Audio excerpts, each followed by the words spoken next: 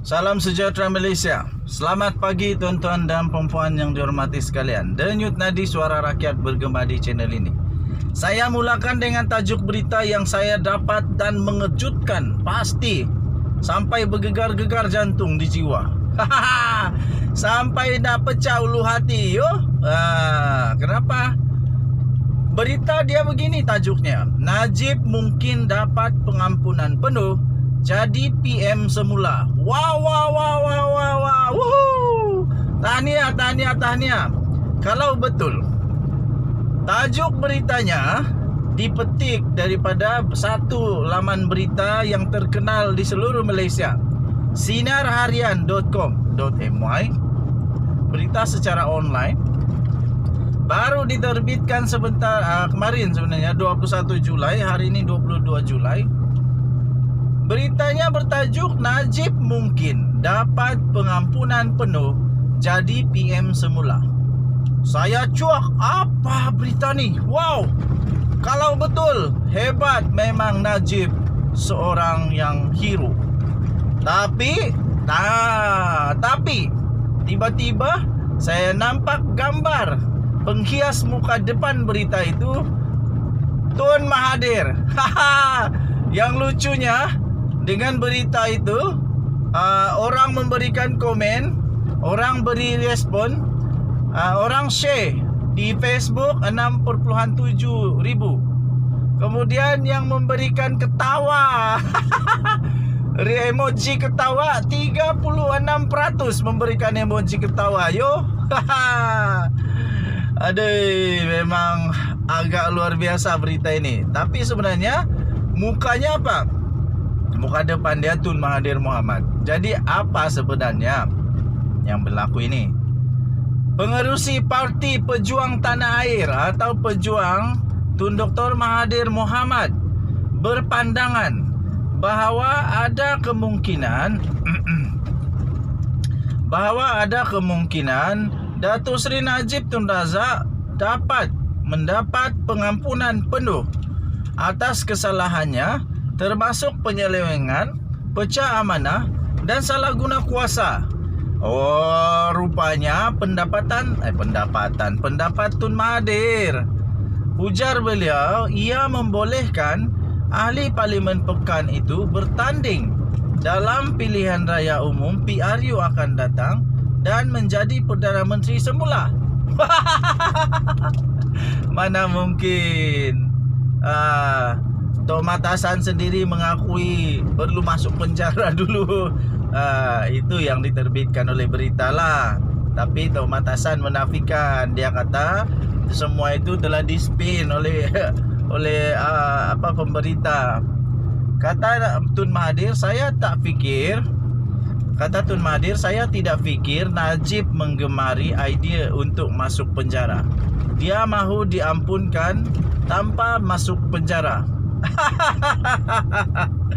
Mana ada Anwar Ibrahim dulu pun mana dia gemar masuk penjara. Kirtoy, siapa lagi ya? Siapa Menteri Besar Selangor dulu masuk penjara? Saya pun dah lupa, takut salah sebut lah. Tapi masuk penjara, mana ada orang di dunia ini suka masuk penjara? Tapi Najib rasa kena terimalah. Salah tetap salah. Tapi memang mencemar sudahlah reputasi jalur nama baik keturunan. Apa boleh buatlah. Ini pengajaran untuk semualah, supaya selepas ini jangan buat kalau salah. Nanti sudah buat baru merayu susah. Kata Tun Mahathir lagi, sudah tentu hanya yang di-Pertuan Agong Al-Sultan Abdullah Riayatuddin Al-Mustafa Billah Shah yang boleh memaafkannya. Katanya dalam satu siaran di Facebook rasminya pada Khamis yang lepas. Tapi saya pasti ke bawah Duli Yang Maha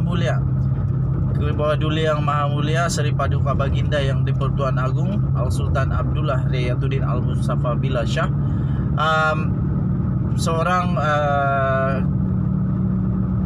seorang yang di-Pertuan Agong yang bijak. Jadi saya tidak fikir Tun Mahathir betul kali ini. Saya tidak fikir ada relevan kenapa Tun Mahathir kaitkan yang di Pertuan Agong untuk mengampuni si Najib kalau Najib didapati bersalah. Tidaklah, yang di Pertuan Agong lebih bijak daripada Mahathir, saya pasti. Jadi Tun Mahathir kadang-kadang sembarangan cakap juga.